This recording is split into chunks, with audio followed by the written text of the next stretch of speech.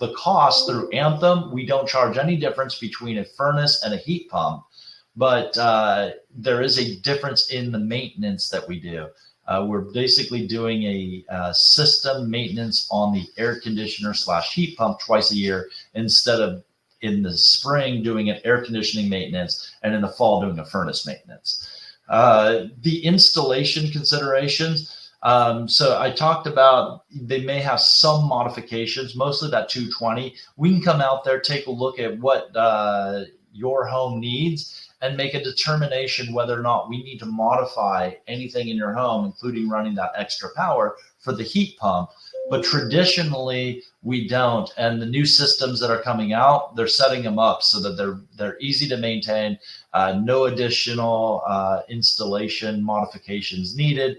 And we can normally replace a traditional heat air conditioner system with a heat pump